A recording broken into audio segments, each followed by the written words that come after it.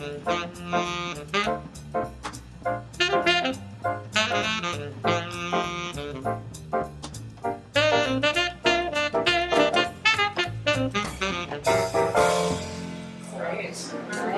we'd like to thank our sponsors, including Brianna, who got tapped to do the video when she walked in the door. So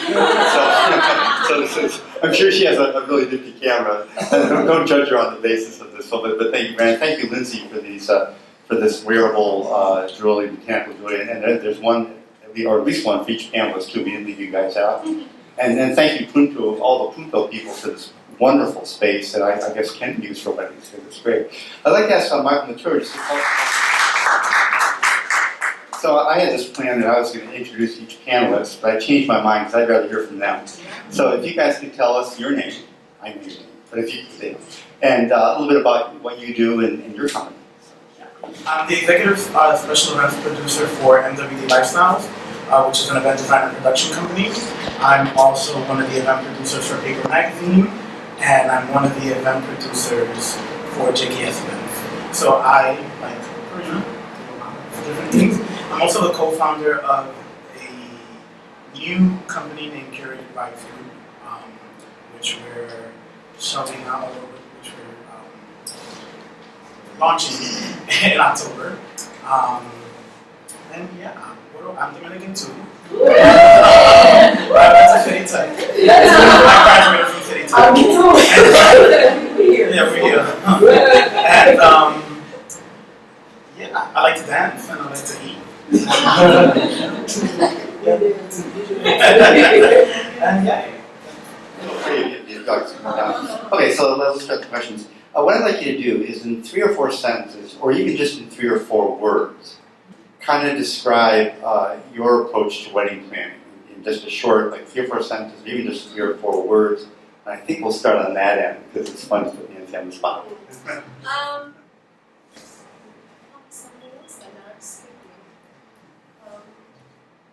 I'll leave it at that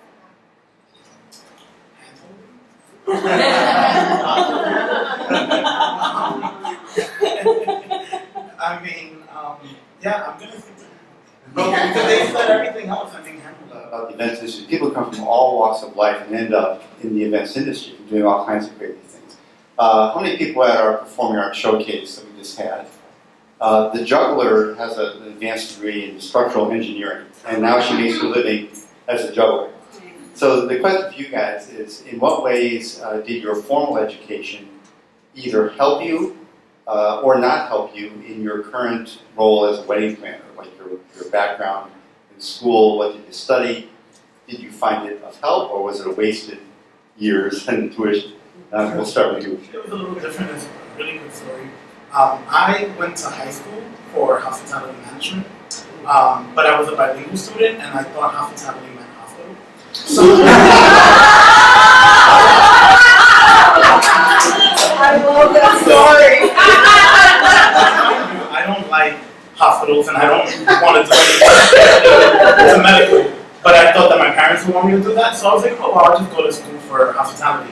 So I went to school for hospitality. I went in my first day, and it was a purchasing class. And I'm like, oh, I don't know what I have to purchase, but whatever. So I go in, and it's actually a lab with like cans and like a bunch of food, and I'm like, oh, maybe this is purchasing for the food part of the hospital.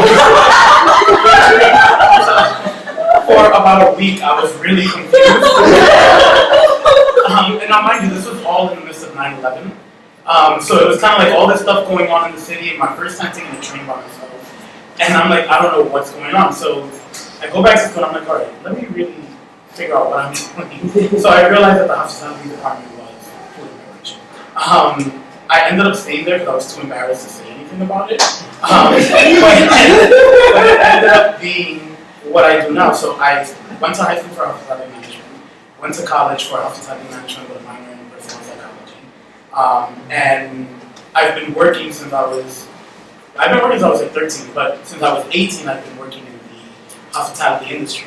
So I've been doing restaurants and catering and all types of stuff. So I kind of fell into it, but it was almost natural because when I started working in restaurants, I realized how fun it was. I actually enjoyed it and all my coworkers hated it. So the serving people was fun. So now as an event professional, What I enjoy is that I'm really crazy on all over the place. So every event is different, which is what I enjoy the most about it. Because you can do 10 weddings in a year, but those 10 weddings are all different. So I love that. And I also love the fact that with my background in hospitality, I can work with them. And I know what they're talking about. I can, if your server's doing something wrong, because I like everything done right to the T, I can point it out and I know exactly what it is. So it really helps me in many, many ways. So by the way, the questions are going to strike you a little harder now. If you want a glass of wine, I brought that up. So please, no one leaves till all the wine and the food is gone. So please help yourself to that there of panelists. Okay, so weddings are wrought with emotion. You know, you're combining families. Sometimes there's 14 different fathers. You know, they can be very, very intense events and you know, quite dramatic. Sometimes it brings out both the best and the worst in people. So I'd like you guys to tell me, without naming names, unless you want to, the craziest thing you ever saw at a wedding, and the most surprising thing that occurred that just kind of took you back. Like, wow, did that really happen? For me, it's more of a, on the production side of it. So, working with Mark Wilson at MW Lifestyles, we did what was my first very big wedding at Mandarin Oriental. Clients wanted all white. They wanted kind of like they wanted to bring Vegas to New York, but they were doing something really tacky. So we kind of spruced it up and like, well, let's just do all white at least, or something like that. So they were cool with it. So I think the setup was 2 days prior to the wedding. We had to recarpet the entire ballroom, brand new panels, things shipped in from China. It was really, really big. 10 minutes before we opened up the ballroom and we're taking off the plastic off the carpet, the lighting guys are walking around making sure everything is in place. And it just so happens that one of the LECO units falls from the ceiling, hits the lighting guy on the head, who's bald like me, so he's gushing out blood. And my first reaction, because this is literally at the entrance of the ballroom, was get him out of here. I don't care how he's doing. Everything's white. Everything's white. So we managed to get him out of there with no blood on the carpet. Then of course we saw he was fine. He had like maybe 2 stitches. It wasn't. You had a concussion with the carpet. Nothing was dirty. Everything was dirty. So yeah, I mean that's one. The other would be we were doing a wedding at Butter restaurant. It was down. I think they moved it now. It was down by somewhere in Soho or down in that direction. And it's the day of the wedding. Everything is loaded into the venue. It wasn't a big wedding. It was very small. He had been married 3 times. This was her second marriage. And we're there. We're setting up. Maybe an hour before the wedding, we get a phone call from the bride. She's bawling and in tears, and he had basically left her at the altar. So it was, but then on time, and then the back, after the fact, wanted all her money back. Everything was here. I mean, it's not our fault. So yeah, How did you handle that? Did you get a partial back or? No, because contractually, we delivered everything. Everything was there. We had paid for staffing. We paid for items and props. You know. Build that into your contract. So one of the challenging things I think about being a wedding planner, and I'm not one, is I'm a wedding vendor. How many people here provide services for weddings? Right, so most of these people do what I do. I provide musicians. These guys are planners. And one of the hard things, I think, and challenging things for wedding planners is if we do a great job, the client thanks us. If we mess up, they blame you. So the challenging thing for you guys is knowing all these different little industries and all their little quirks and all their little contracts, all these little different ones. So this is going to be kind of a lightning round. In my experience, sometimes I've done a great job because of the wedding planner, and sometimes I've done a great job in spite of the wedding planner. Because all wedding planners are not you guys. In the wedding industry in general, there's no minimum requirements. You can just say you're a wedding something, and then you are. There's not. to be a doctor of pharmacy, you have to pass a test to do this and don't. So if someone said to me, okay, as a vendor, the thing that drives you nuts about wedding planners is, I would have 4 or 5 things to say. But I'm not going to say them because this isn't about me, it's about the wedding planner. So I'm going to say the thing that drives you nuts, the thing you hate about wedding, and then I'm going to put in a category. And I want you to tell me the thing that drives you nuts about people in that category. Obviously not all people in that category, but you've all experienced all those categories. I'm sure you've had various experiences, both positive and negative. So I'm hoping to get to a lot of different categories. So we'll try to be pretty quick about this. And I was going to phrase it, the thing you hate about wedding. I thought that was a little strong. But you can use those words if you want to. Okay, all set? Okay. So the thing you hate about, say, the things that you don't like, no, hate, about wedding venues is what? So here we have a wedding photographer, and I think Rihanna, our volunteer videographer, probably does weddings or special events. So what drives you nuts about wedding photographers and videographers?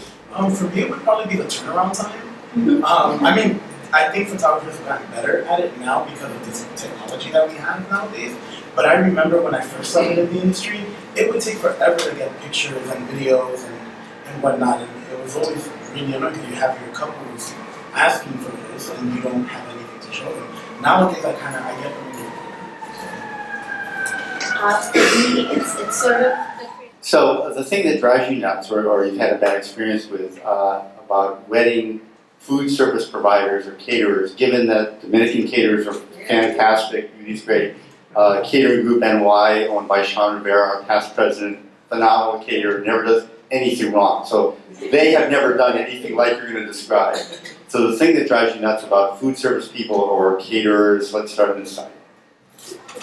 For me, it would, I'm going to say the same thing with staffing. I feel that there's many times where you work with these caterers and they do get a lot of people from time to time. And they're not up to par with what they're supposed to do. They're slow, they're rude, they don't dress the proper par. And it just really doesn't allow for you to have a successful event. Because that's one of the things that people will remember for you. I don't know what happens. I have to get this one. What drives you nuts about wedding musicians, bands, and DJs?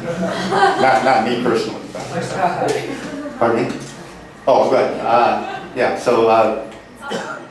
well, I know that they have sometimes outsourced the band and stuff, and they have these ridiculous writers.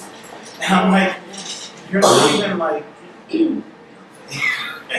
So why are we giving you all this? So that's really mine. We run a lot of time for networking and to talk to you and also to finish all the food. So please give a warm hand for our panel. You guys are great. Thank you so much. At this point, let's reconvene downstairs, eat more, drink more, talk more horror stories, and again, thank you so much. Yay.